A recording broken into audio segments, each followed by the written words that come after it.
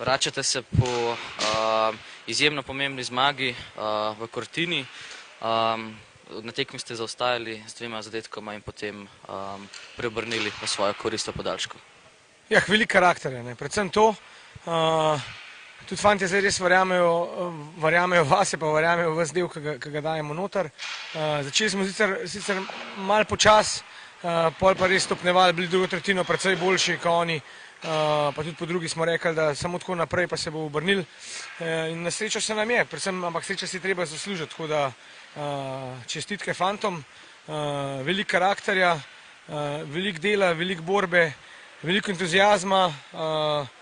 Res smo šli tako, kot moramo iti in rezultat pa pride sam po sebi.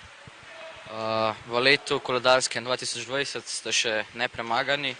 Ta energija bo seveda tudi pomembna za kasnejše borbo za play-off oziroma za 6. mesto. Kako naprej, naslednji nasprotnik je Kac? Ja, moram reči, da mi nismo dosti spreminjali stvari.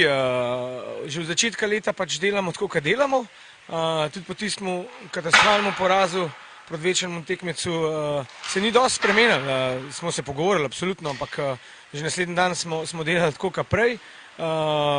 In zdaj se nam malo stvari bolj poklopijo, kot mogoče prej.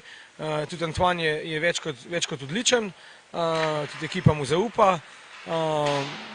Pa tudi fantje vejo, kaj treba prinesti, koliko energije, da si uspešen. Tako da super, dobro za njihovo samozavest. Kar se pa z moje strani tiče, se pa prav veliko stvari ne bo spremenili. Delamo po vztrajnem ritmu naprej, tekmo po tekmo. Jutri v Celovcu nas pa čaka absolutno še ena zelo pomembna tekma, ki bo vse prej kot lahka, ampak treba iti tja. Pa je tako, ko gremo zadnje tekme. Mitja, srečno in pa hvala. Hvala.